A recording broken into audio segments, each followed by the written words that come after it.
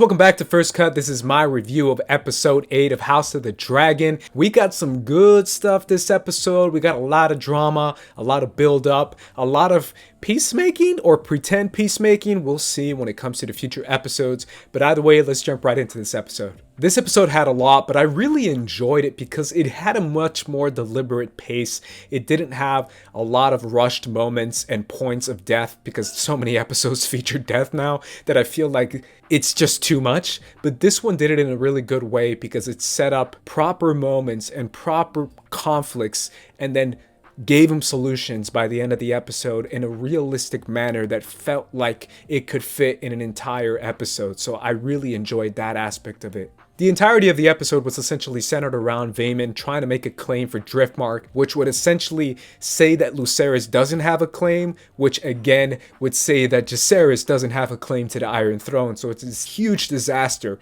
for the Team Black, which is Rhaenyra's team. So him making a petition to the king to try and take Driftmark was a big thing to try and undermine Rhaenyra and undermine Daemon and undermine essentially their family. So this thing was quickly nipped in the bud by Viserys when he came walking into the throne wood, and quickly nipped in the bud again by Daemon when he took his head for talking shit. So I feel like that conflict resolution was really appealing and was really well done this episode because it made sense the way they did it when it comes to Vaemond disrespecting everyone and disrespecting Rhaenyra's family. So it was proper for him to probably die. Throughout the entire episode, we see how Viserys is looking now, and he looks rough. My God, he's definitely on his way out. And we see Rhaenyra and Daemon react to how he looks now and how he's basically on the verge of death.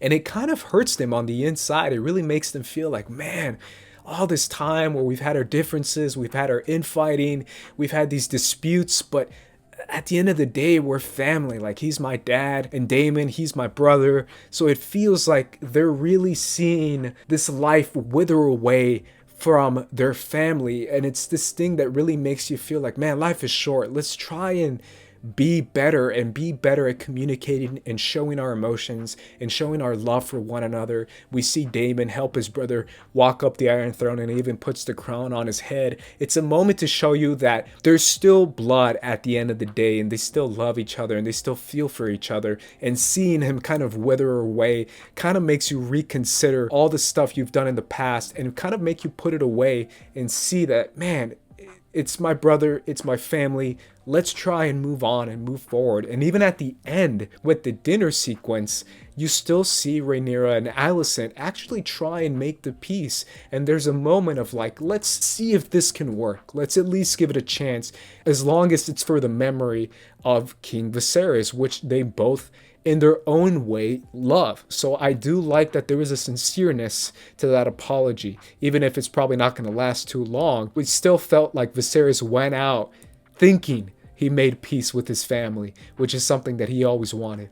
The kids had their own idea of peace because obviously Aemond is making toast, claiming that the kids are strong by calling them strong boys. And we see Aegon teasing Viserys throughout the entire dinner, and Viserys teasing him back when it comes to dancing with his wife Helena, who is also his sister. That's another conversation.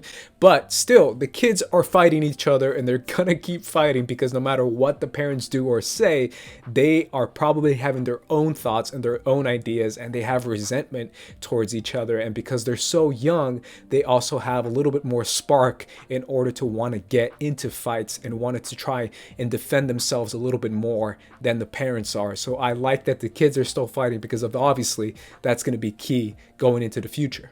Honestly, this might be one of my favorite episodes of the season so far. It has a lot of plot, it has a lot of movement, but it still does it in a really nice pace. It shows you different sides to different characters, which is what I've been asking for when it comes to Daemon, when it comes to Rhaenyra, when it comes to Alicent even Otto got a little bit of love because we saw him actually be a little happy. So I like that we saw different sides to so many different characters. We saw setup for the younger kids when it comes comes to Aemond training with Kristen Cole, when it comes to Aegon basically being crazy, when it comes to Helena still on her vibe and on her stuff, Lucerys and Jacaerys feuding with Aemond and Aegon. So I feel like all those things were set up really well this entire episode, which led to the death of Viserys, which is something we've all been expecting since back in episode 1, essentially, when he cut himself on the Iron Throne. So I'm glad how they handled it. Obviously, there's some stuff that I didn't like I didn't like the change of